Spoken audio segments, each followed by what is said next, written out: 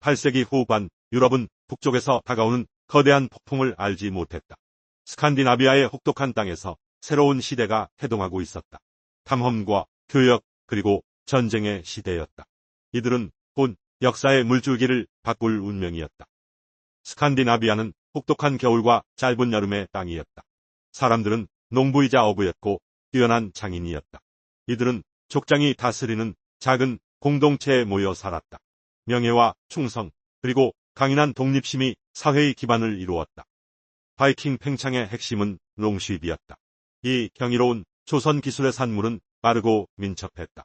또한 흘수가 얕아 거친 바다는 물론 얕은 강까지 항해할 수 있었다. 롱쉽은 무기이자 운송 수단이며 집과 같은 존재였다. 바이킹은 숙련된 항해사였다. 그들은 태양과 별 그리고 해안선을 이용해 길을 찾았다. 바람과 해류에 대한 놀라운 지식을 가지고 있었다. 이 전문 기술 덕분에 고향을 멀리 떠나 미지의 바다로 나아갈 수 있었다. 서기 793년은 역사의 전환점이 되었다. 한 무리의 노르드 함대가 북해를 건넜다. 그들의 목적지는 잉글랜드 노선부리아 해안이었다. 이 항해는 수세기 동안 계속될 공포의 서막을 열었다. 바이킹 시대가 본격적으로 시작된 것이다. 그들의 목표는 린디스판의 신성한 섬이었다. 그곳은 기독교 학문과 부의 중심지로 명성이 높았다. 수도원은 귀중한 필사본과 보물들을 소장하고 있었다. 수도사들은 다가오는 위험을 모른 채 평화로운 삶을 살고 있었다. 어느 여름날 용머리를 한 배들이 수평선에 나타났다. 수도사들은 혼란과 두려움 속에서 그들을 지켜보았다. 이들은 상인도 순례자도 아니었다. 날렵한 전함의 모습은 그들의 심장에 공포를 심어주었다. 새로운 방문객이 도착했다. 침략자들은 무자비하고 효율적으로 수도원을 습격했다. 그들은 금과 은 그리고 성스러운 유물을 약탈했다. 공격은 신속하고 잔인했다. 신성한 장소에 대한 이 충격적인 모독 행위는 유럽 전역으로 퍼져나갔다. 린디스판 습격은 기독교 유럽에 큰 충격을 주었다. 학자들과 왕들은 경악했다. 그들은 공격자들을 이교도라 불렀다. 교회에서는 새로운 기도가 울려 퍼졌다. 북쪽 사람들의 분노로부터 우리를 구원하소서 주여. 린디스판은 시작에 불과했다. 8세기 후반과 9세기 초반 바이킹의 습격은 급증했다. 주로 소규모 기습 공격의 형태였다. 그들은 취약한 해안가, 마을과 수도원을 노렸다. 빠른 약탈과 신속한 도주가 목표였다. 795년 또 다른 위대한 학문의 중심지가 공격받았다. 스코틀랜드 아이오나 섬의 수도원이 첫 습격을 당했다. 성 콜룸바가 세운 이 성지는 이후 몇 년간 반복적으로 약탈당했다. 그곳의 보물은 노르드인에게 강력한 유혹이었다. 부유한 수도원이 많았던 아일랜드는 주요 표적이 되었다. 바이킹은 해안에 기지를 건설하고 공격을 감행했다. 그들은 위피 강과 시에넌 강 같은 강을 거슬러 올라갔다. 아일랜드 내륙 깊숙이 침투하여 공포와 파괴를 퍼뜨렸다. 바이킹은 단순한 약탈자가 아니었다. 그들은 상인이자 정착민이기도 했다. 841년경 그들은 롱포트라 불리는 유세화된 정착지를 건설했다. 위피 강 하구의 이 정착지는 더블린시로 성장하게 된다. 이곳은 바이킹 세력과 무역의 중심지가 되었다. 부유하고 광대한 프랑크 왕국 또한 매력적인 목표였다. 샤를마니우 대제사 후 제국은 내부 분열로 약해졌다. 바이킹 함대는 프랑키아 해안을 습격하기 시작했다. 그들은 정치적 불안정을 이용해 자신들의 이익을 챙겼다. 프랑키아의 강들은 내륙으로 통하는 고속도로를 제공했다. 바이킹 롱쉽은 센강, 루아르강, 그리고 가론 강을 거슬러 올라갔다. 그들은 해안 방어선을 우회하여 왕국의 심장부를 타격했다. 루앙과 낭트 같은 도시들이 희생양이 되었다. 845년 거대한 바이킹 함대가 센강을 거슬러 올라왔다. 그들의 목적지는 파리였다. 섬에 위치한 이 도시는 전략적이고 상징적인 곳이었다. 프랑크 왕국의 왕은 군대를 모아 방어에 나섰다. 하지만 그는 노르드인의 진격을 막을 수 없었다. 파리 포위 공격의 지도자는 전설적인 인물이었다. 그의 이름은 라그나르 로드브로크였다. 그가 실존 인물인지 여러 영웅의 조합인지는 논란이 있다. 사가에서는 그를 용맹한 전사이자 교활한 지도자로 묘사했다. 그는 바이킹 정신의 상징이 되었다. 프랑키아에서 약탈이 계속되는 동안 잉글랜드에서는 새로운 국면이 시작되었다.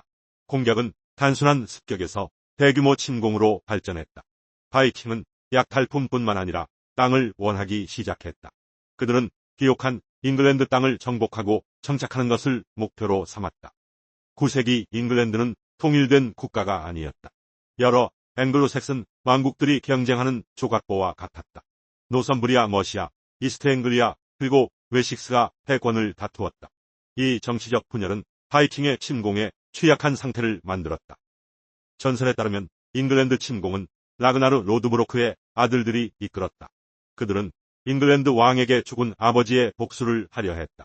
865년 대이교도 군대라 불리는 거대한 군대가 이스트앵글리아에 상륙했다. 이것은 정복을 위한 군대였다.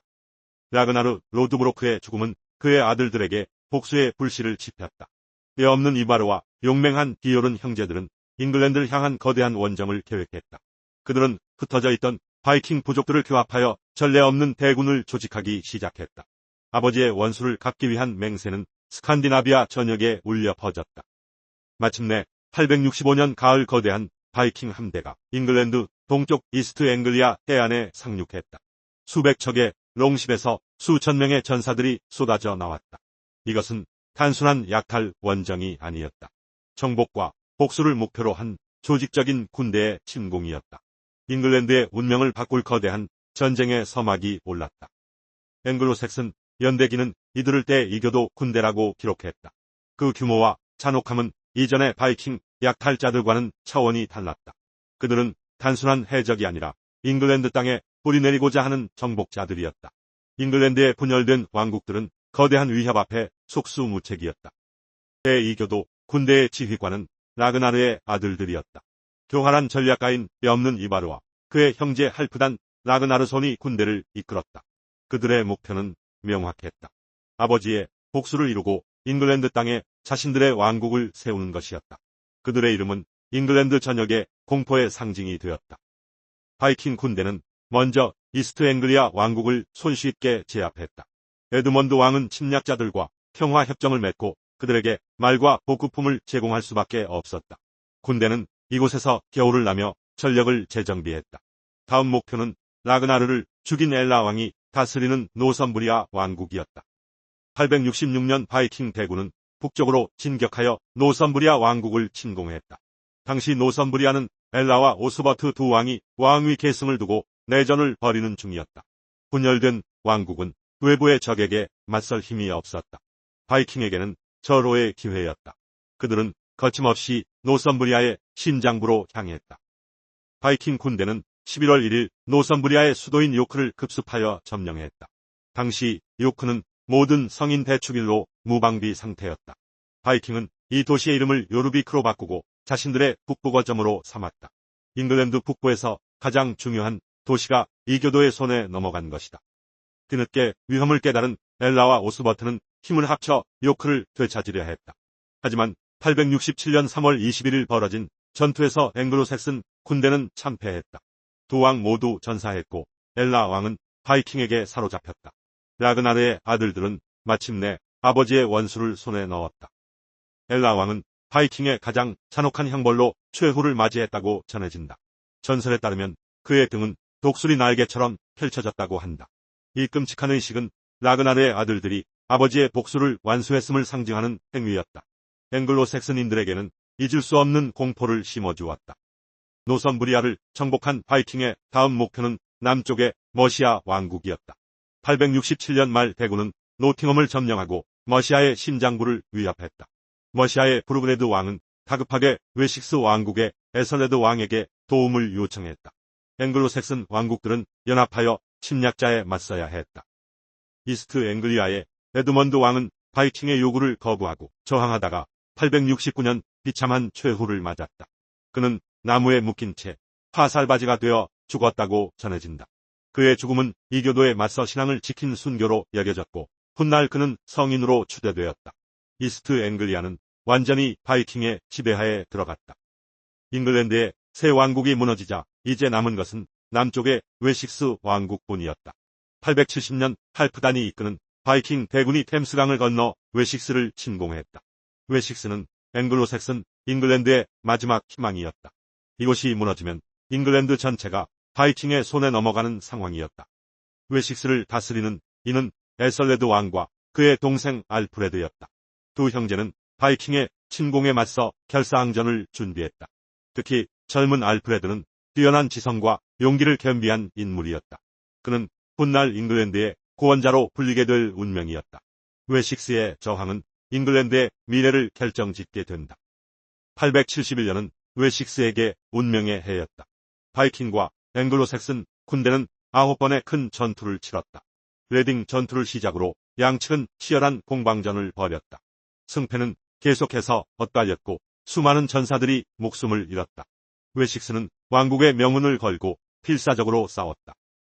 871년 1월 애쉬다운 전투에서 웨식스 군대는 극적인 승리를 거두었다. 알프레드는 형 에설레드가 기도를 마칠 때까지 기다리지 않고 독자적으로 군대를 이끌고 돌격했다. 이 과감한 결단으로 웨식스는 바이킹 대군을 격파하는 데 성공했다. 이것은 앵글로색슨에게 큰 용기를 준 중요한 승리였다. 하지만 승리의 기쁨도 잠시였다. 애쉬다운 전투 이후에도 바이킹의 공격은 계속되었다. 몇 달 후 에설레드 왕이 전투에서 입은 부상으로 사망했다.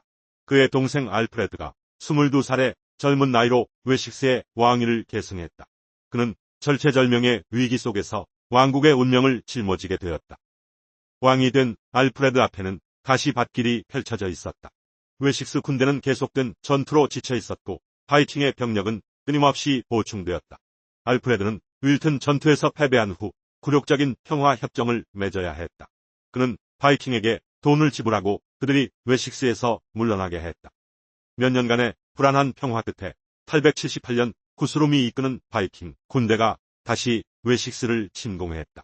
알프레드는 기습 공격에 패배하여 소수의 충신들과 함께 에설리의 늪지대로 몸을 숨겼다. 왕의 신분을 감추고 험난한 자연 속에서 피신 생활을 해야 했다. 그는 이곳에서 반격의 기회를 엿보았다. 늪지대에 숨어 지내면서도 알프레드는 희망을 잃지 않았다. 그는 비밀리에 전령을 보내 흩어져 있던 웨식스의 군대를 다시 교합했다.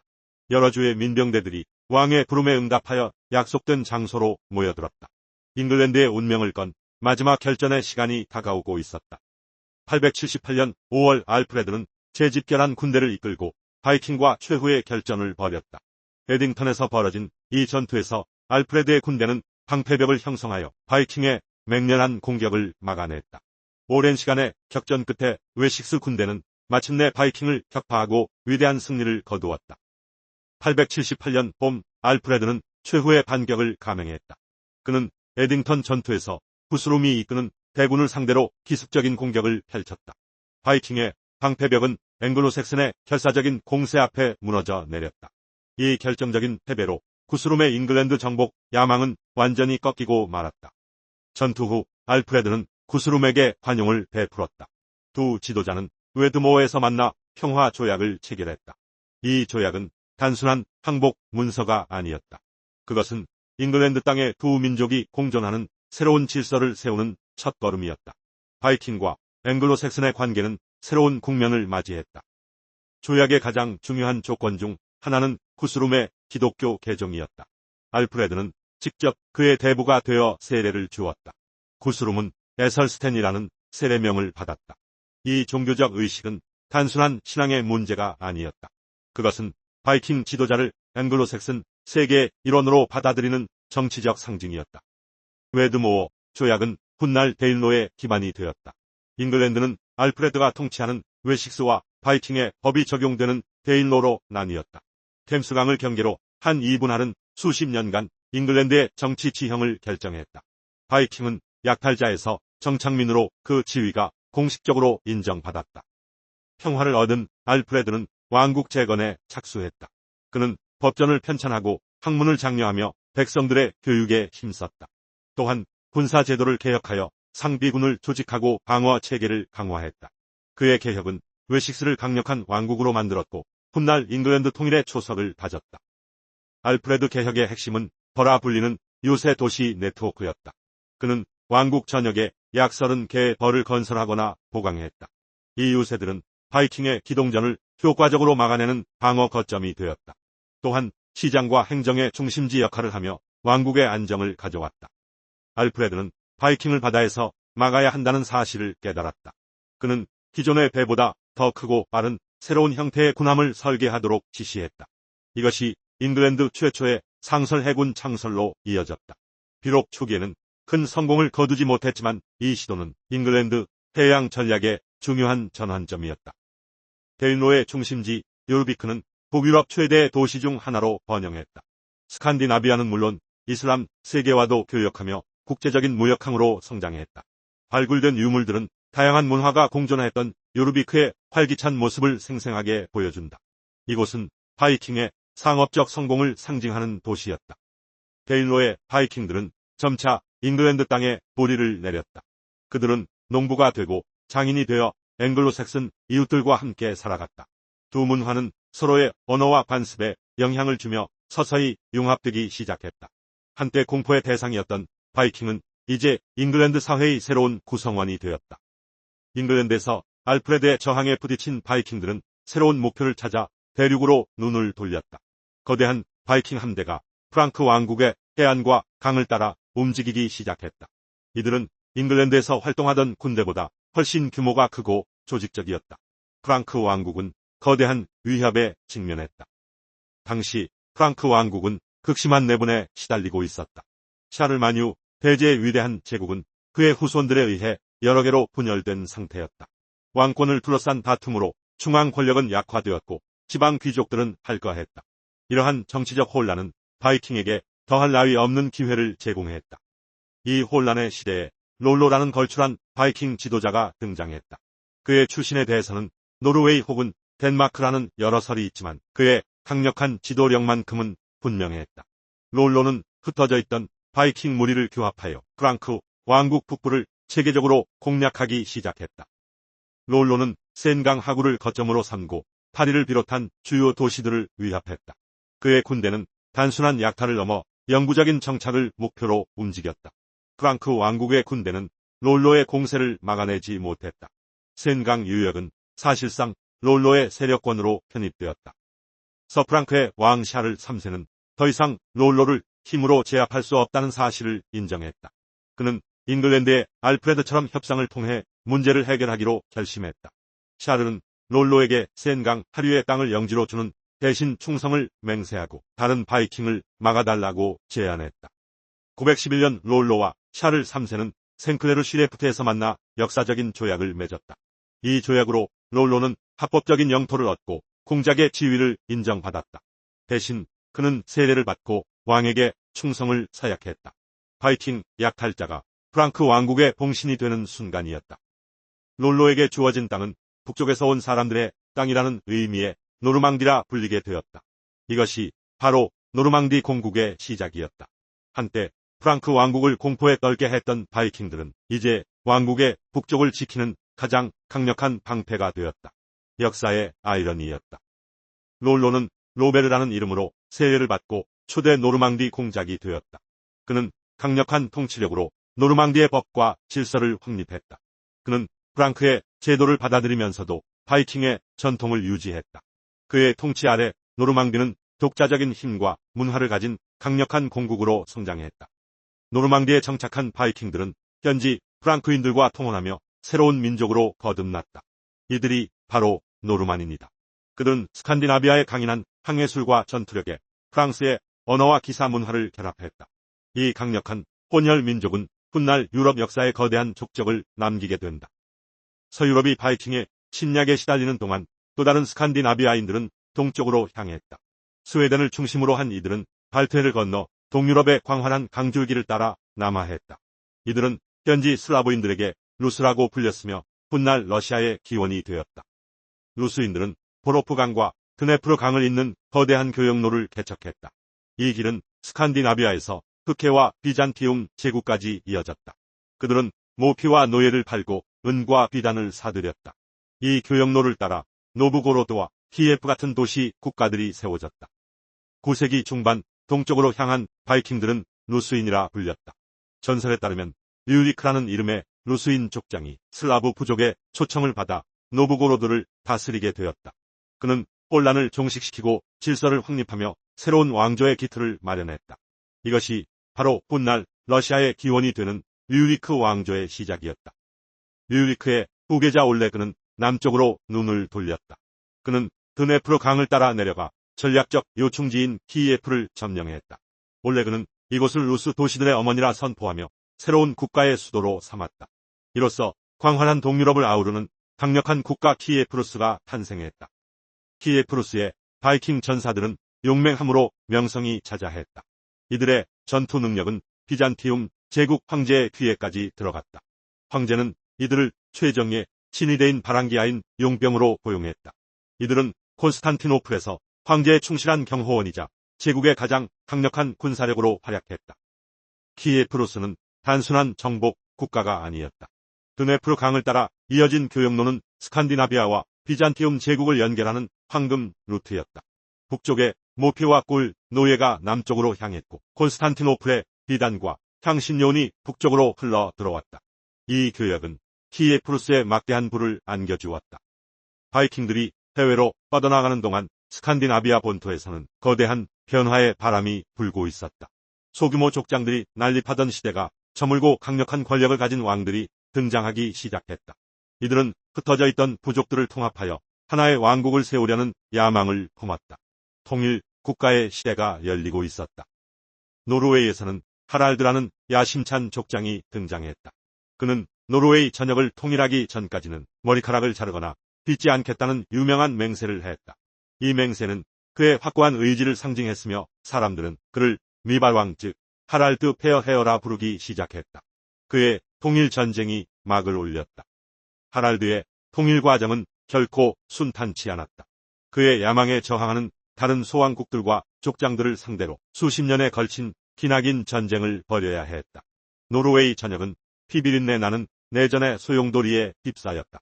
하랄드는 굽히지 않고 오직 통일이라는 목표를 향해 나아갔다. 노르웨이 통일의 운명을 건 결정적인 전투는 하프르스피오르에서 벌어졌다. 하랄드의 함대와 그에게 저항하는 서부 노르웨이 족장 연합 함대가 바다 위에서 맞붙었다. 수많은 롱십이 뒤엉켜 싸운 이 해전은 노르웨이 역사상 가장 중요한 전투 중 하나로 기록되었다. 하프르스피오르 전투는 하랄드의 압도적인 승리로 끝났다. 마침내 노르웨이 전역을 자신의 발 아래 둔 그는 길었던 머리카락을 자르고 노르웨이의 초대 국왕으로 즉위했다. 분열의 시대는 끝나고 통일 왕국 노르웨이의 역사가 시작된 순간이었다. 그의 통치는 새로운 질서를 가져왔다. 하랄드의 통치가 모두에게 환영받은 것은 아니었다. 왕의 권력과 세금을 받아들일 수 없었던 많은 족장들과 자유농민들은 고향을 등지기로 결심했다. 그들은 자신들의 자유를 지키기 위해 배에 몸을 싣고 서쪽 바다 너머 미지의 땅으로 새로운 삶을 찾아 떠났다. 서쪽으로 항해하던 노르웨이인들은 마침내 거대한 섬을 발견했다. 화산과 빙하가 공존하는 불과 얼음의 땅이었다. 그들은 이 무인도에 아이슬란드라는 이름을 붙였다. 이곳은 왕의 지배가 없는 새로운 사회를 건설할 수 있는 약속의 땅이자 자유를 향한 열망이 깃든 곳이었다.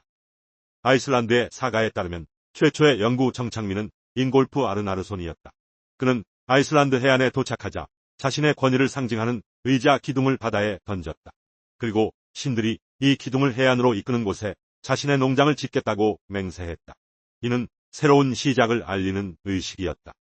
잉골프의 기둥은 마침내 육지로 밀려왔다. 그곳은 땅에서 뜨거운 증기가 피어오르는 만이었다. 그는 이곳을 연기나는 만이라는 뜻의 레이캬비크라 이름 짓고 정착지를 세웠다. 이것이 바로 훗날 아이슬란드의 수도가 될 레이캬비크의 시작이었다. 그의 정착은 수많은 이주를 이끌었다.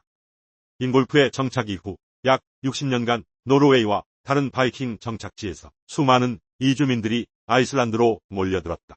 그들은 왕이 없는 사회를 건설했다. 각 지역은 독립적인 농장주들과 족장들에 의해 다스려졌으며 이들은 상호 존중과 합의를 통해 공동체의 문제를 해결했다. 아이슬란드의 인구가 늘어나면서 공동의 법과 문제를 논의할 장소의 필요성이 대두되었다. 서기 930년 전국의 족장들은 킹드벨리르라는 곳에 모였다. 이들은 섬 전체를 아우르는 공동의 의회인 알팅그를 설립하기로 합의했다. 이는 아이슬란드 역사에 있어 매우 중요한 결정이었다. 알팅그는 세계에서 가장 오래된 의회로 여겨진다. 이곳은 왕이 아닌 법이 통치하는 장소였다. 자유민이라면 누구나 참여하여 법을 제정하고 분쟁을 해결하며 공동체의 축제를 즐길 수 있었다. 이는 당시 유럽에서는 찾아보기 힘든 매우 진보적인 형태의 민주적 정치 체제였다. 이 독특한 사회의 역사와 영웅들의 이야기는 수세기 동안 입에서 입으로 전해졌다. 훗날 이 구전들은 아이슬란드 사가라는 이름으로 기록되었다. 사가는 단순한 영웅 서사시를 넘어 초기 아이슬란드인들의 삶과 법률 사회를 엿볼 수 있는 귀중한 역사적, 문학적 자산이다. 아이슬란드에 새로운 사회가 건설되는 동안 잉글랜드에서는 앵글로색슨족의 반격이 계속되고 있었다. 알프레드 대왕의 후계자들은 데인로에 빼앗겼던 영토를 되찾기 위한 투쟁을 멈추지 않았다. 잉글랜드를 하나의 왕국으로 통일하려는 이들의 노력은 서서히 결실을 맺고 있었다. 알프레드 대왕의 손자인 에설스텐은 강력한 전사이자 뛰어난 전략가였다.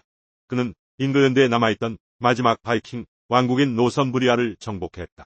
마침내 잉글랜드 전역을 통일한 그는 스스로를 전 브리튼의 왕이라 칭하며 최초의 진정한 잉글랜드 국왕이 되었다. 서기 937년 에설스텐의 통일에 반발한 세력들이 거대한 연합군을 결성했다. 더블린의 바이킹과 스코틀랜드 그리고 스트레스클라이드의 브리튼인들이 잉글랜드를 침공했다. 브룬안버에서 벌어진 이 대규모 전투는 브리튼 섬의 운명을 건 피비린내 나는 혈전이었다. 937년 브룬안버 전투는 앵글로색슨 역사상 가장 중요한 전투 중 하나였다. 에설스텐 왕이 이끄는 웨식스 군대는 더블린 바이킹과 스코틀랜드 그리고 스트레스클라이드 왕국의 연합군에 맞서 싸웠다. 이 전투에서 에설스텐은 결정적인 승리를 거두었다. 바이킹 연합군의 패배는 잉글랜드 통일에 큰 걸림돌을 제거하는 계기가 되었다. 노르웨이의 왕 하랄 1세의 아들 중 한 명인 에리크 블러드엑스는 잔혹한 성정으로 유명했다. 그는 형제들을 제거하고 노르웨이의 왕좌에 올랐지만 그 통치는 오래가지 못했다. 결국 동생인 호콘에게 왕위를 빼앗기고 노르웨이에서 추방당하는 신세가 되었다. 그의 야망은 바다 건너 새로운 땅에서 다시 불타올랐다. 노르웨이에서 쫓겨난 에리크 블러드엑스는 잉글랜드 북부 노선부리아로 향했다. 그는 그곳의 바이킹들에게 왕으로 추대되어 유르비크 왕국의 통치자가 되었다. 하지만 그의 통치는 불안정했고 앵글로색슨 세력의 끊임없는 도전에 직면해야 했다. 그는 유르비크의 마지막 독립 바이킹 왕으로 역사에 기록되었다. 954년 에리크 블러드엑스는 노선부리아에서 최종적으로 축출되고 전투에서 사망했다. 그의 죽음은 잉글랜드 북부 바이킹 왕국의 종말을 의미했다. 이로써 앵글로색슨 왕들은 잉글랜드 전역에 대한 지배권을 확립하게 되었다. 한때 잉글랜드의 절반을 차지했던 데인로는 역사 속으로 사라졌다. 잉글랜드에서 바이킹의 시대가 저물어갈 무렵 덴마크에서는 새로운 강자가 부상하고 있었다. 흩어져 있던 부족과 영토들이 하나의 강력한 왕권 아래 통합되기 시작했다. 이 변화는 스칸디나비아 전체의 힘의 균형을 바꾸고 바이킹 시대의 새로운 장을 여는 신호탄이었다. 덴마크는 바이킹 세계의 중심으로 떠오를 준비를 하고 있었다. 고름디 올드는 덴마크 최초의 통일 군주로 여겨지는 인물이다. 그의 출신과 초기 생애는 불분명하지만 그는 윌란 반도를 중심으로 세력을 확장했다. 그는 덴마크 왕가의 시조로 존경받으며 옐링 왕조의 기틀을 마련했다. 그의 통치는 덴마크가 강력한 왕국으로 발전하는 첫걸음이었다. 고름의 아들 하랄드 블루투스는 아버지의 유산을 이어받아 덴마크를 더욱 강력한 국가로 만들었다. 그는 뛰어난 군주이자 건설자였다. 덴마크 전역에 원형 요새를 건설하여 왕권을 강화하고 외부의 위협에 대비했다. 그의 이름은 천년이 지난 후 무선 기술의 이름으로 다시 태어났다. 하랄드 블루투스의 가장 큰 업적은 덴마크를 완전히 통일하고 잠시나마 노르웨이까지 정복한 것이었다. 그는 내륙의 부족들을 복속시키고 해안 지역을 장악하여 덴마크를 하나의 왕국으로 묶었다. 그의 통치 아래 덴마크는 스칸디나비아의 패권 국가로 부상했다. 이는 바이킹 역사에서 중요한 전환점이었다. 하랄드 블루투스는 자신의 업적을 기리기 위해 거대한 룬석을 세웠다. 옐링스톤으로 알려진 이 비석에는 그가 덴마크와 노르웨이를 정복하고 덴마크인들을 기독교로 개종시켰다는 내용이 새겨져 있다. 이 비석은 덴마크의 탄생 증명서로 불리며 덴마크 역사의 가장 중요한 유물 중 하나로 남아있다. 하랄드 블루투스의 개종은 덴마크 사회에 거대한 변화를 가져왔다. 전통적인 북유럽 신앙은 점차 힘을 잃고 기독교가 국교로 자리잡기 시작했다. 교회와 수도원이 세워지고 유럽 대륙과의 문화적, 정치적 교류가 활발해졌다. 이는 덴마크가 바이킹 시대를 넘어 유럽의 일원으로 편입되는 과정이었다. 잉글랜드와 유럽 대륙에서의 정복 활동이 한계에 부딪히자 바이킹의 모험심은 새로운 방향으로 향했다. 그들의 시선은 이제 누구도 가보지 않은 서쪽의 광활한 대서양으로 향했다. 알려지지 않은 땅에 대한 호기심과 새로운 정착지를 찾으려는 열망이 바이킹을 다시 한번 미지의 바다로 이끌었다. 에리크 토르발손은 그의 붉은 머리카락과 불같은 성격 때문에 에리크 더 레드로 불렸다. 노르웨이에서 태어난 그는 아버지가 살인죄로 추방당하자 가족과 함께 아이슬란드로 이주했다. 하지만 그 역시 아버지의 운명을 피하지 못했다. 그의 거친 성격은 그를 새로운 운명으로 이끌었다. 아이슬란드에서 에리크는 이웃과의 분쟁에 휘말려 여러 사람을 살해했다. 이로 인해 그는 아이슬란드의 의회인 알팅으로부터 3년간의 추방형을 선고받았다. 갈 곳이 없어진 에리크는 서쪽 바다 너머에 있다는 미지의 땅을 찾아 떠나기로 결심했다. 그의 추방은 위대한 발견의 서막이었다. 에리크는 자신을 따르는 소수의 사람들과 함께 배를 타고 서쪽으로 향했다. 그들은 이전의 군별은 울프손이라는 항해자가 우연히 목격했다는 육지를 목표로 삼았다. 험난한 파도와 빙산을 헤치며 나아가는 그들의 항해는 모든 것을 건 위험한 도박이었다. 실패는 곧 죽음을 의미했다. 수백 킬로미터의 위험한 항해 끝에 에리크와 그의 선원들은 마침내 육지를 발견했다. 그들 눈앞에 펼쳐진 것은 거대한 빙하와 깎아지른 듯한 피오르가 있는 광활한 땅이었다. 그들은 해안을 따라 남쪽으로 이동하며 사람이 살만한 곳을 탐험하기 시작했다. 이것이 유럽인에 의한 그린란드 발견의 순간이었다. 3년간의 추방 기간 동안 그린란드를 탐험한 에리크는 아이슬란드로 돌아왔다. 그는 자신이 발견한 땅에 대해 이야기하며 사람들을 설득하기 시작했다. 그는 척박한 땅에 녹색의 땅이라는 뜻의 그린란드라는 이름을 붙였다. 더 많은 정착민을 끌어들이기 위한 그의 현명한 선택이었다. 에리크의 이야기에 매료된 수많은 아이슬란드인들이 그를 따라 나섰다. 25척의 배가 그린란드를 향해 출발했고 그중 14척이 무사히 도착했다. 약 500명의 정착민들은 에리크가 개척한 땅에 새로운 보금자리를 꾸리기 시작했다. 혹독한 환경 속에서 유럽인의 새로운 정착 시대가 열렸다.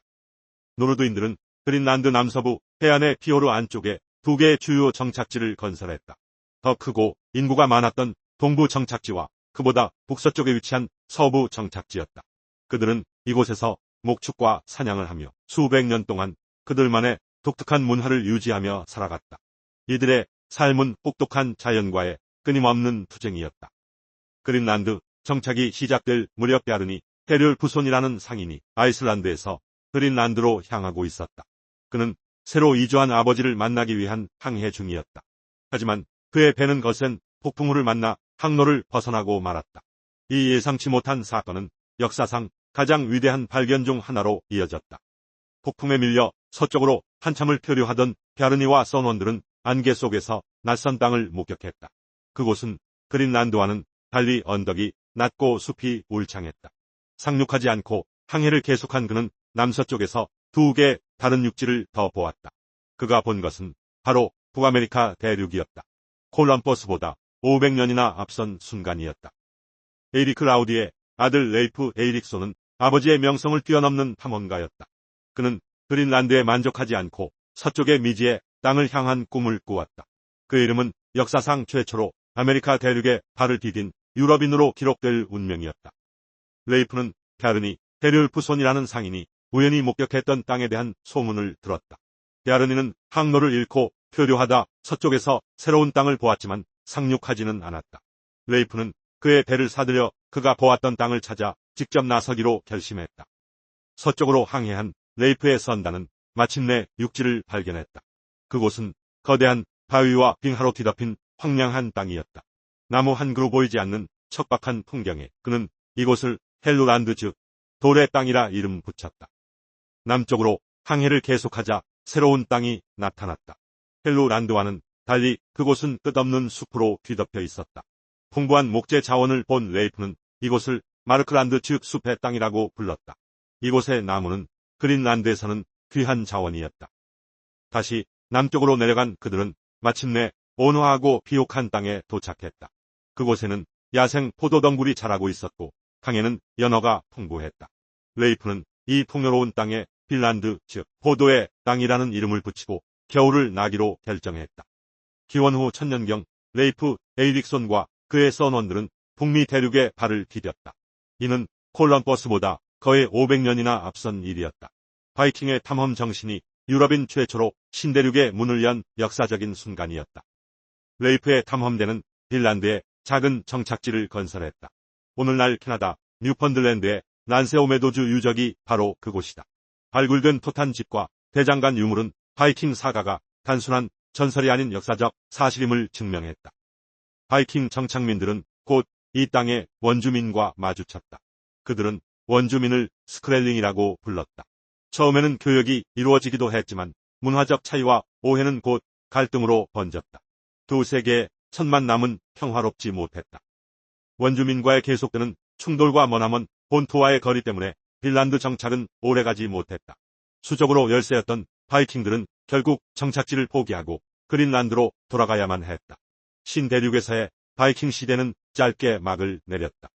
빈란드 이야기는 아이슬란드 사가 속에 구전으로만 남게 되었다. 이후 수세기 동안 유럽인들은 대서양 너머에 거대한 대륙이 있다는 사실을 까맣게 잊었다. 레이프 에이릭손의 위대한 발견은 역사의 뒤안길로 사라지는 듯했다. 바이킹들이 서쪽으로 새로운 땅을 개척하는 동안 잉글랜드는 한동안 평화를 누렸다. 하지만 10세기 후반 덴마크와 노르웨이의 정치적 통일이 이루어지면서 상황은 급변했다. 잉글랜드의 해안에 다시 바이킹의 롱십이 나타나기 시작했다. 당시 잉글랜드의 왕은 에설레드 2세였다. 그는 준비되지 않은 왕이라는 별명으로 더 유명하다. 그의 우유부단하고 미숙한 통치는 바이킹의 침공에 효과적으로 대응하지 못했고 잉글랜드를 큰 혼란에 빠뜨렸다. 991년 에식스에서 벌어진 몰던 전투는 잉글랜드의 무력함을 상징하는 사건이었다. 비록 잉글랜드 군대는 영웅적으로 싸웠지만 올라프 트리과손이 이끄는 바이킹 군대에게 처참하게 패배했다. 이 패배는 잉글랜드에 깊은 충격을 주었다. 계속되는 패배에 지친 에설레드 왕은 싸우는 대신 돈으로 평화를 사기로 결정했다. 이것이 바로 데인겔드, 즉 덴마크인에게 바치는 세금이었다. 막대한 양의 은이 바이킹에게 지불되었지만 이는 오히려 그들의 탐욕을 더욱 부추겼다. 몰던 전투를 승리로 이끈 올라프 트리그바손은 노르웨이의 왕족 출신이었다. 그는 어린 시절 노예로 팔려가는 등 파란만장한 삶을 살았다. 하지만 뛰어난 전사로 성장하여 강력한 바이킹 군대를 이끌게 되었다. 잉글랜드에서 막대한 부를 축적한 올라프는 노르웨이로 돌아가 왕위에 올랐다. 그는 기독교로 개종했으며 노르웨이 전역에 기독교를 강제로 전파했다. 이 과정에서 많은 이교도 귀족들과 갈등을 빚으며 강력한 통치를 펼쳤다.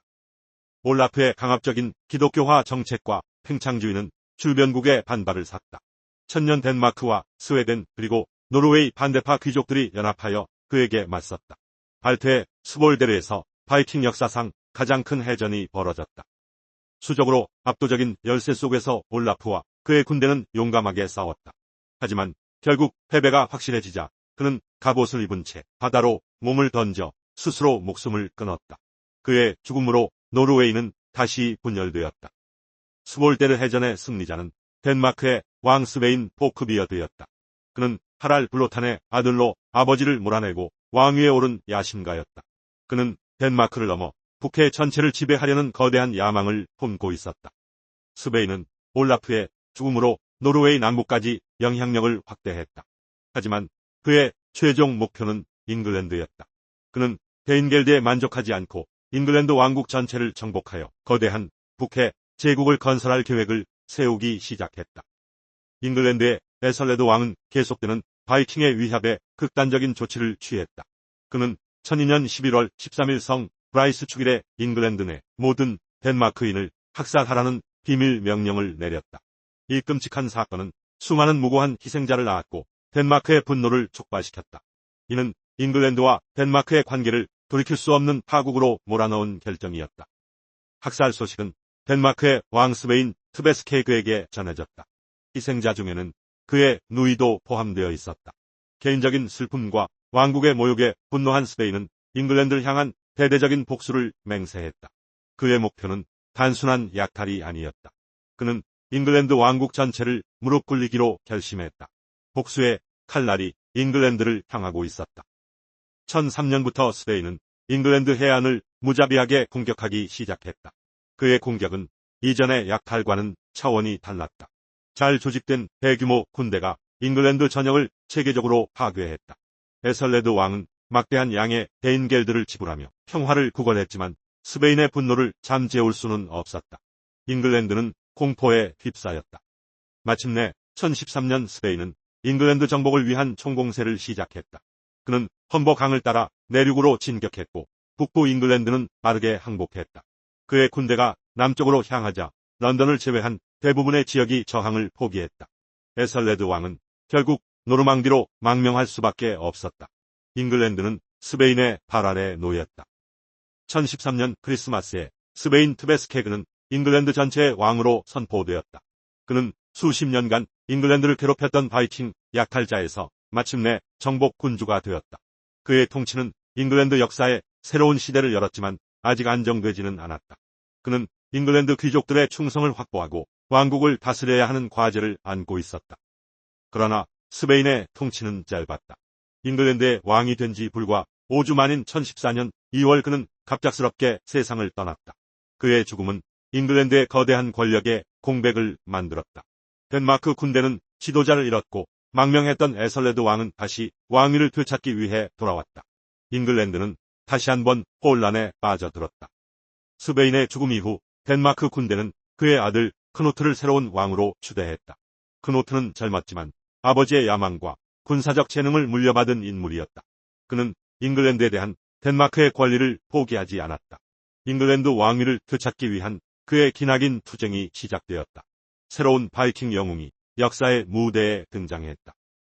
한편 잉글랜드에서는 에설레드 왕의 아들 에드먼드가 바이킹에 맞서는 새로운 저항의 상징으로 떠올랐다. 그는 강철의 옆구리라는 뜻의 아이언사이드라는 별명으로 불릴 만큼 용맹한 전사였다. 아버지와 달리 그는 덴마크인들과의 타협을 거부하고 끝까지 싸우기로 결심했다. 잉글랜드의 운명은 두 젊은 지도자의 대결에 달리게 되었다. 1015년 크노트는 대규모 함대를 이끌고 잉글랜드로 돌아왔다. 이듬해 에설레드 왕이 사망하자 그의 아들 에드먼드가 왕위를 계승했다. 이후 잉글랜드는 크누트와 에드먼드 사이의 치열한 내전으로 분열되었다. 두 지도자는 여러 차례 전투를 벌였지만 어느 쪽도 결정적인 승리를 거두지 못했다. 왕국의 미래는 안개 속에 있었다. 1016년 10월 18일 두 군대는 에식스의 아산둔에서 운명을 건 최후의 결전을 벌였다. 이 전투는 잉글랜드의 지배권을 결정지을 중요한 싸움이었다. 전투는 하루 종일 치열하게 전개되었다. 전세는 엎치락뒤치락했지만 결정적인 순간에 잉글랜드 귀족의 배신이 발생했다. 이는 전황을 완전히 뒤바꿔 놓았다. 잉글랜드 군대의 일부가 전장을 이탈하면서 전열은 급격히 무너졌다. 에드먼드는 용감하게 싸웠지만 패배를 막을 수는 없었다. 크노트는 아산둔 전투에서 결정적인 승리를 거두었다. 이 전투로 잉글랜드의 저항은 사실상 끝이 났다. 크노트는 잉글랜드의 새로운 지배자로 떠올랐다. 그의 시대가 열리고 있었다. 전투에서 패배했지만 에드먼드는 여전히 웨식스 지역에서 지지를 받고 있었다. 두 지도자는 더 이상의 유혈 사태를 피하기 위해 협상을 벌였다. 그 결과 잉글랜드 왕국을 분할하기로 합의했다. 크노트는 템스 강 북쪽 지역을, 에드먼드는 남쪽의 웨식스를 통치하기로 했다. 그리고 한 사람이 죽으면 다른 사람이 왕국 전체를 계승하기로 약속했다. 그러나 이 협정은 오래가지 못했다. 아산둔 전투가 끝난 지 불과 몇 주 후인 1016년 11월 30일 에드먼드 아이언사이드가 갑작스럽게 사망했다. 그의 죽음은 자연사라는 기록도 있지만 암살설도 끊이지 않았다. 그의 죽음으로 크노트가 잉글랜드 전체를 통치하는데 마지막 장애물이 사라졌다. 운명은 크노트의 편이었다. 에드먼드가 죽자 잉글랜드의 모든 귀족들은 크노트를 유일한 왕으로 인정했다. 마침내 덴마크의 바이킹 왕이 잉글랜드 전체를 통치하게 되었다. 그는 정복자였지만 잉글랜드인들의 지지를 얻기 위해 노력했다. 그는 잉글랜드의 법과 관습을 존중하고 왕국의 안정을 회복하는 데 힘썼다. 그의 통치는 그렇게 시작되었다. 크노트는 잉글랜드의 왕으로서 뛰어난 통치력을 보여주었다. 그는 잉글랜드인과 덴마크인을 공평하게 대하며 두 민족의 화합을 이끌어냈다.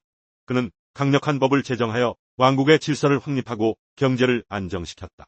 그의 통치 아래 잉글랜드는 오랜 전쟁의 상처를 회복하고 평화와 번영을 누렸다.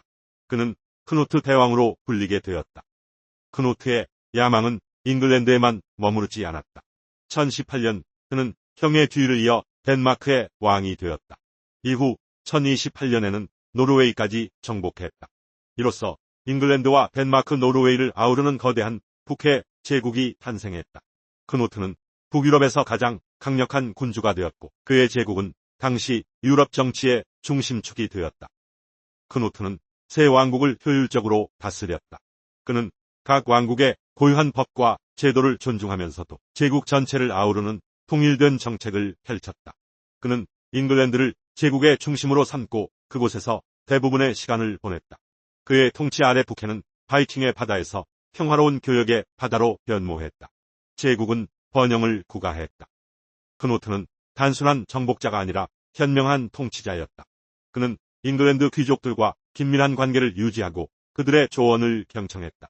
그는 자신의 군대를 해산하고 잉글랜드의 방어를 위해 소규모의 상비 군만을 유지했다. 이는 잉글랜드인들의 신뢰를 얻는 중요한 계기가 되었다. 그는 힘이 아닌 지혜로 제국을 다스렸다. 이교도 바이킹의 후예였던 크누트는 독실한 기독교인이었다. 그는 교회를 보호하고 많은 수도원을 후원했다.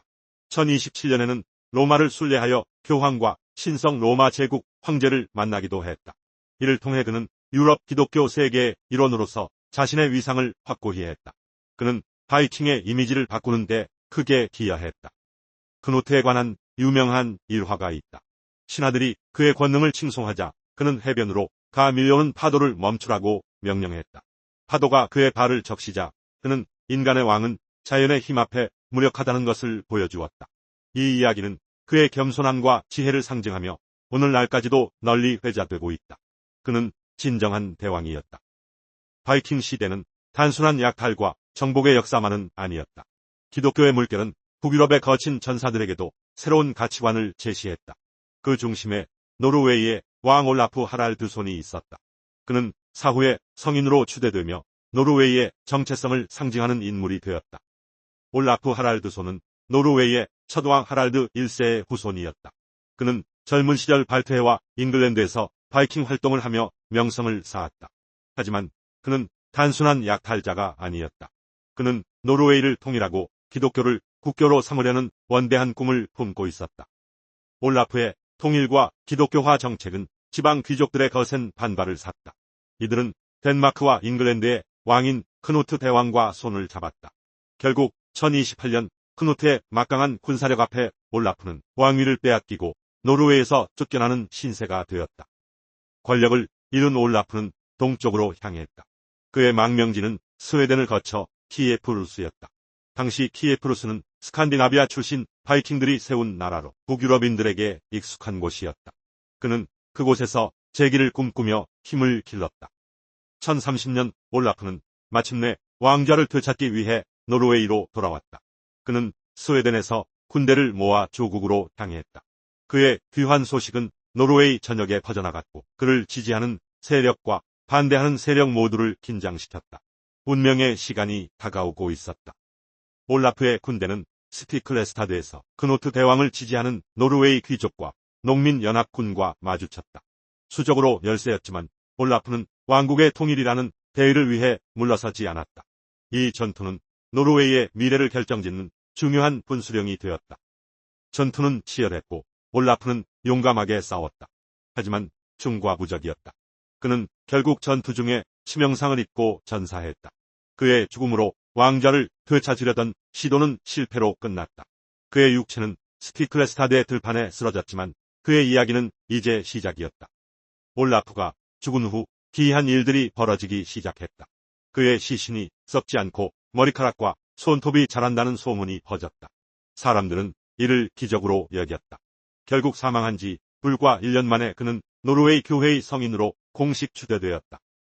성 올라프는 노르웨이의 수호성인이자 영원한 왕으로 자리매김했다. 생전의 정치적 실패와는 달리 사후에 그는 국가 통합과 기독교 신앙의 상징이 되었다.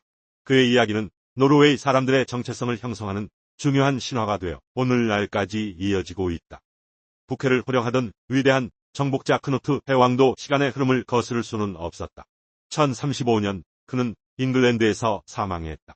그의 죽음은 거대한 북해 제국에 드리워진 구심점이 사라졌음을 의미했다. 제국의 운명은 이제 그의 아들들에게 달려 있었다. 크누트의 제국은 그의 강력한 카리스마와 군사력으로 유지되던 개인적인 연합체였다. 그의 유산은 아들들에게 온전히 계승되지 못했다. 덴마크, 잉글랜드, 노르웨이는 각자의 길을 가기 시작했다. 거대했던 북해 제국은 허무하게 무너져 내렸다. 크누트의 아들들은 아버지의 역량을 따라가지 못했다. 잉글랜드의 왕이 된 하레 크누트는 폭정을 일삼다 즉위 2년 만에 사망했다. 덴마크와 노르웨이에서도 권력 다툼이 이어졌다. 아들들의 무능과 분열은 제국의 해체를 가속화하는 기폭제가 되었다. 하레 크누트가 후사 없이 사망하자 잉글랜드의 귀족들은 덴마크의 지배에서 벗어날 기회를 잡았다. 그들은 망명 중이던 앵글로색슨 왕족 에드워드를 새로운 왕으로 추대했다. 이로써 잉글랜드는 약 26년간의 덴마크의 왕조 시대를 끝내고 옛 왕조를 복원했다. 새로운 왕이 된 에드워드는 매우 독실한 신앙심으로 참회왕이라 불렸다. 그는 정치보다는 종교에 더 많은 관심을 보였다. 그의 통치 기간 동안 잉글랜드는 평화를 누렸지만 왕의 무관심 속에서 강력한 귀족 가문들이 실권을 장악하기 시작했다. 북해 제국이 붕괴하고 잉글랜드가 안정을 찾아가는 동안 북유럽에서는 새로운 영웅이 등장할 준비를 하고 있었다. 그는 바이킹 시대의 마지막을 화려하게 장식할 인물이었다. 그의 이름은 하랄드 시구르드손 훗날 하르드라다, 즉 혹독한 통치자라 불리게 된다. 하랄드 하르드라다는 성 올라프의 이복 동생이었다. 그는 거대한 체구와 불같은 성격, 그리고 비범한 지략을 겸비한 타고난 전사였다. 그의 인생은 그 자체로 한편의 영웅 서사시였으며 바이킹의 용맹과 야망을 상징하는 마지막 불꽃과도 같았다. 하랄드의 파란만장한 여정은 스피클레스타드 전투에서 시작되었다. 그는 불과 15세의 나이로 이복형 올라프를 따라 전투에 참여했다. 전투에서 패하고 심각한 부상을 입었지만 그는 구사일생으로 살아남아 전장을 탈출하는 데 성공했다. 노르웨이에서 더 이상 머물 수 없게 된 하랄드는 올라프가 그랬던 것처럼 동쪽으로 향했다. 그는 소수의 동료들과 함께 스웨덴을 거쳐 키예프루스로 망명했다. 이것은 부와 명예를 찾아 떠나는 머나먼 여정의 시작이었다. 키예프루스에 도착한 하랄드는 대공 야로슬라프의 용병으로 복무했다. 그는 폴란드와의 전쟁 등 여러 전투에 참여하며 자신의 군사적 재능을 유감없이 발휘했다. 그의 명성은 빠르게 퍼져나갔고 그는 곧 용병 부대의 지휘관으로 성장했다. 더 큰 부와 명예를 원했던 하랄드는 당시 세계 최고의 도시였던 동로마 제국의 콘스탄티노플로 향했다. 그는 그곳에서 황제의 최정예 친위대인 바랑기아 친위대에 합류했다. 스칸디나비아 출신들로 구성된 이 부대는 최고의 용병으로 명성이 높았다. 하랄드는 동로마 제국의 수도 콘스탄티노플에서 용병으로 복무했다.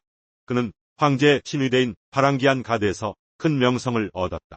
당시 세계에서 가장 부유한 도시였던 콘스탄티노플은 하랄드에게 부와 명예를 약속하는 땅이었다.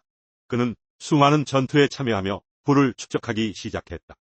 하랄드는 바랑기안 가드로서 받은 막대한 급료와 전투에서 얻은 전리품으로 엄청난 부를 쌓았다. 그는 제국 전역에서 벌어진 전투와 약탈에 참여했다. 그렇게 모은 황금과 보물들을 몰래 북쪽의 고향으로 보냈다. 그의 재산은 한 국가의 왕실 자금을 능가할 정도였다. 1045년 하랄드는 마침내 고향 노르웨이로 돌아갈 결심을 했다.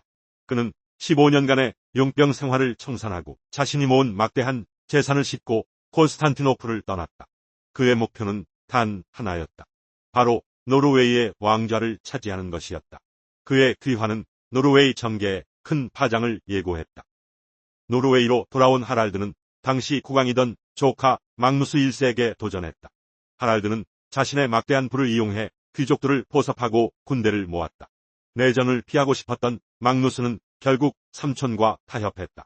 하랄드는 막누스와 함께 노르웨이의 공동 통치자가 되었다. 공동 통치는 오래가지 않았다. 1년 뒤인 1047년 막누스 1세가 갑작스럽게 사망했다. 이로써 하랄드는 노르웨이의 유일한 국왕이 되었다.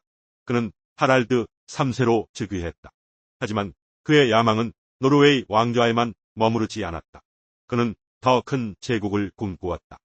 단독 국왕이 된 하랄드는 가혹하고 무자비한 통치를 펼쳤다. 그는 자신에게 반대하는 귀족 세력을 무력으로 진압하고 중앙 집권을 강화했다. 그의 강압적인 통치 방식 때문에 그는 하르드라디, 즉 가혹한 통치자라는 별명을 얻었다. 노르웨이는 그의 철권 아래 통일되었다. 하랄드는 크누트 대왕의 국해 제국을 재건하려는 야망을 품었다. 그는 덴마크 왕위를 주장하며 스웨인 2세와 오랜 전쟁을 시작했다. 이 전쟁은 거의 20년 가까이 이어졌다.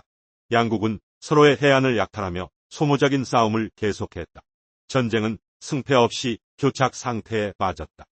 덴마크와의 지루한 전쟁에 지친 하랄드는 새로운 목표를 찾았다. 그의 시선은 바다 건너 부유한 왕국 잉글랜드로 향했다. 잉글랜드의 왕 에드워드가 후사 없이 늙어가고 있다는 소식이 들려왔다. 하랄드는 잉글랜드 왕위 계승에 개입할 기회를 엿보기 시작했다. 운명의 해 1066년이 밝았다. 잉글랜드의 왕좌를 둘러싼 거대한 폭풍이 다가오고 있었다. 이 해에 일어난 사건들은 잉글랜드뿐만 아니라 유럽 전체의 역사를 바꾸게 된다. 바이킹 시대의 마지막 불꽃이 타오를 준비를 하고 있었다. 모든 것은 1월에 시작되었다. 1066년 1월 5일 잉글랜드의 왕 첨해왕 에드워드가 세상을 떠났다. 그는 경건한 신앙심으로 존경받았지만 국가를 이끌 강력한 후계자를 남기지 못했다. 그의 죽음은 오랫동안 억눌려왔던 권력 다툼의 도화선에 불을 붙였다. 잉글랜드는 혼란에 휩싸였다. 에드워드 왕은 자녀가 없었다. 그는 명확한 후계자를 지명하지 않고 눈을 감았다. 잉글랜드의 왕좌는 주인을 잃고 비어버렸다. 이제 누가 이 강력하고 부유한 왕국의 지배자가 될 것인가? 왕좌를 향한 여러 인물들의 야망이 서서히 드러나기 시작했다. 잉글랜드의 왕좌를 노리는 강력한 경쟁자는 3명이었다. 잉글랜드의 가장 강력한 귀족 헤럴드 고드윈슨, 바다 건너 노르망디의 공작 윌리엄, 그리고 북쪽의 바이킹 왕 노르웨이의 하랄드 하르드라디였다. 3사람 모두 자신이 왕이 될 자격이 있다고 주장했다. 첫 번째 주장자는 헤럴드 고드윈슨이었다. 그는 잉글랜드에서 가장 부유하고 강력한 웨섹스 백작이었다. 그는 에드워드 왕의 처남이기도 했다. 잉글랜드 태생이었던 그는 많은 귀족들의 지지를 받았다. 그는 자신이 왕의 인종을 지키며 왕위를 약속받았다고 주장했다. 두 번째 주장자는 노르망디 공작 윌리엄이었다. 그는 에드워드 왕의 먼 친척이었다. 윌리엄은 오래전 에드워드가 자신에게 왕위 계승을 약속했다고 주장했다. 또한 헤럴드 고드윈슨이 자신에게 충성을 맹세했다고 말했다. 그는 강력한 군대를 가진 노련한 전사였다. 세 번째 주장자는 바로 노르웨이의 왕 하랄드 하르드라디였다. 그의 주장은 조금 더 복잡했다. 과거 덴마크의 왕이자 잉글랜드의 왕이었던 하르타 크누트와 하랄드의 조카 막누스 사이에 맺어진 조약에 근거했다. 그는 자신이 북해 제국의 정당한 계승자라고 믿었다. 외국의 개입을 우려한 잉글랜드의 현자회의 위탄은 신속하게 움직였다. 그들은 에드워드 왕이 사망한 바로 다음 날 헤럴드 고드윈슨을 새로운 왕으로 선출했다. 헤럴드 2세의 대관식이 즉시 거행되었다. 잉글랜드는 자국 출신의 왕을 선택한 것이다. 헤럴드가 왕위에 올랐다는 소식은 윌리엄을 격분시켰다. 그는 헤럴드를 맹세를 어긴 찬탈자로 규정하고 교황의 지지를 얻어냈다. 그리고 곧바로 잉글랜드 침공을 위한 대규모 함대와 군대를 소집하기 시작했다. 노르망디 전역이 전쟁 준비로 들끓었다. 한편 노르웨이의 하랄드 하르드라디는 뜻밖의 동맹을 얻었다. 바로 잉글랜드의 새 왕 헤럴드 2세의 동생인 토스티드 고드윈슨이었다. 형에게 추방당한 토스티드는 복수를 위해 하랄드를 찾아왔다. 그는 잉글랜드 침공의 길잡이가 되겠다고 약속했다. 1066년 9월 하랄드와 토스티그의 연합 함대가 마침내 움직였다. 300척이 넘는 바이킹 함대가 노르웨이를 떠나 잉글랜드 북동부 해안에 상륙했다. 바이킹 시대의 마지막 대규모 침공이 시작된 것이다. 그들의 첫 목표는 북부의 중심 도시 요크였다. 침략 소식을 들은 북부의 백작 에드윈과 모카가 급히 군대를 이끌고 맞섰다. 9월 20일 양군은 요크 남쪽의 풀퍼드 게이트에서 격돌했다. 노르웨이 군대는 수적으로 우세했고 전투 경험도 풍부했다. 치열한 전투 끝에 잉글랜드 군대는 처참하게 패배했다. 하랄드 하르드라다와 토스티그는 잉글랜드 북부의 방어선을 무너뜨렸다. 요크 외곽에서 벌어진 풀퍼드 전투에서 그들은 북부 백작들의 군대를 격파했다. 잉글랜드 북부 최대 도시인 요크는 바이킹에게 항복했다. 하랄드의 잉글랜드 정복 계획이 순조롭게 진행되는 듯 보였다. 북부의 패배 소식은 런던에 있던 헤럴드 고드윈슨 왕에게 전해졌다. 그는 즉시 군대를 소집하여 북쪽으로 향했다. 며칠 만에 300km가 넘는 거리를 주파하는 놀라운 속도의 강행군이었다. 그의 신속한 대응은 바이킹 침략군에게는 예상 밖의 일격이었다. 하랄드의 군대는 요크 인근 스탠퍼드 브리지에 진을 치고 있었다. 그들은 승리에 도취해 잉글랜드군의 반격이 이토록 빠를 것이라고는 상상하지 못했다. 더운 날씨 탓에 대부분의 병사들은 갑옷을 배에 벗어두고 휴식을 취하고 있었다. 방심은 치명적인 결과를 낳았다. 헤럴드 왕의 군대가 갑자기 나타났을 때 바이킹들은 완전히 무방비 상태였다. 그들은 무기와 방패만 겨우 챙겨 전투에 나서야 했다. 잉글랜드군은 다리를 건너 바이킹 군대의 본진을 향해 돌격하기 시작했다. 전투의 향방은 초반부터 잉글랜드에게 유리하게 돌아갔다. 이때 거대한 최고의 노르웨이 전사 한 명이 다리 위를 막아섰다. 전설에 따르면 그는 홀로 거대한 도끼를 휘두르며 잉글랜드군의 진격을 막아냈다. 그의 용맹은 잉글랜드군에게 큰 충격을 주었지만 전세를 뒤집기에는 역부족이었다. 그는 바이킹의 마지막 용맹을 상징했다. 잉글랜드군은 배를 이용해 강을 건너 다리 아래에서 창으로 그를 찔러 쓰러뜨렸다. 다리를 지키던 영웅이 사라지자 잉글랜드 군대는 둑이 무너지듯 다리를 건넜다. 1066년 9월 25일 스탠퍼드 브리지에서 바이킹 시대의 운명을 건 대규모 전투가 시작되었다. 다리를 건넌 잉글랜드군은 갑옷도 제대로 입지 못한 바이킹 군대를 맹렬히 공격했다. 바이킹들은 용감하게 맞서 싸웠지만 준비된 적을 상대하기엔 역부족이었다. 강변은 순식간에 처절한 격전지로 변했다. 바이킹의 방어선은 급격히 무너지기 시작했다. 왕 하랄드 하르드라다는 최전선에서 광전사처럼 싸웠다. 그러나 갑옷을 입지 않은 그는 치명적인 약점을 드러냈다. 마침내 날아온 화살 한 발이 그의 목에 명중했다. 마지막 바이킹 대왕이라 불리던 영웅은 그렇게 허무하게 전장에서 쓰러졌다. 왕의 죽음으로 바이킹 군대의 사기는 완전히 꺾였다. 전투는 일방적인 학살로 변했다. 300척의 배를 이끌고 왔던 대규모 원정군은 처참하게 패배했다. 살아남은 자들을 태우고 돌아간 배는 고작 24척에 불과했다. 바이킹의 잉글랜드 침공은 실패로 끝났다. 헤럴드 왕은 위대한 승리를 거두었다. 그는 잉글랜드를 위협하던 가장 강력한 바이킹 군대를 격퇴했다. 그러나 승리의 기쁨을 만끽할 시간은 없었다. 그가 북부에서 전투를 벌이는 동안 남쪽에서 새로운 위협이 상륙했다는 급보가 전해졌다. 스탠퍼드 브리지 전투가 끝난 지 불과 사흘 후 노르망디 공작 윌리엄이 이끄는 대규모 함대가 잉글랜드 남부 해안에 상륙했다. 잉글랜드의 왕위를 주장하는 또 다른 경쟁자가 나타난 것이다. 잉글랜드의 운명은 다시 한번 풍전등화의 위기에 놓였다. 헤럴드 왕과 그의 지친 군대는 다시 남쪽으로 향해야 했다. 북부에서 남부까지 또다시 수백 킬로미터에 달하는 강행군이 시작되었다. 병사들은 피로에 지쳐 있었지만 조국을 지키기 위해 발걸음을 멈출 수 없었다. 잉글랜드의 미래가 그들의 어깨에 달려 있었다. 헤럴드는 헤이스팅스 인근의 셀락 언덕에 군대를 배치했다. 그는 언덕 꼭대기에 촘촘한 방패벽을 형성하여 방어에 유리한 지형을 선점했다. 이 견고한 방패벽은 노르만 기병대의 돌격을 막아내기에 최적의 진영이었다. 운명의 전투를 위한 무대가 마련되었다. 1066년 10월 14일 잉글랜드의 운명을 결정할 헤이스팅스 전투가 시작되었다. 언덕 위에 잉글랜드 보병과 방패벽, 그리고 언덕 아래의 노르만 공수 보병 기사단, 서로 다른 전술을 가진 두 군대가 정면으로 충돌했다. 하루 종일 계속될 기나긴 싸움의 시작이었다. 전투는 아침부터 저녁까지 쉴 새 없이 이어졌다. 노르만 기병대는 수차례 돌격했지만 잉글랜드의 방패벽을 뚫지 못했다. 거대한 도끼를 휘두르는 잉글랜드의 정예 병사 허스칼들은 노르만 군에게 막대한 피해를 입혔다. 전투는 팽팽한 교착 상태에 빠졌다. 교착 상태를 깨기 위해 노르만 군은 거짓 후퇴 전술을 사용했다. 기병대가 후퇴하는 척하자 일부 잉글랜드 병사들이 대열을 이탈하여 그들을 추격했다. 이로 인해 견고했던 방패벽에 균열이 생기기 시작했다. 이것은 전투의 흐름을 바꾼 결정적인 순간이었다. 해가 저물 무렵 운명의 화살 한 발이 헤럴드 왕에게 날아들었다. 전승에 따르면 화살은 그의 눈에 명중했다. 왕이 쓰러지자 잉글랜드군의 지휘 체계는 붕괴되었고 철벽 같던 방패벽은 마침내 무너졌다.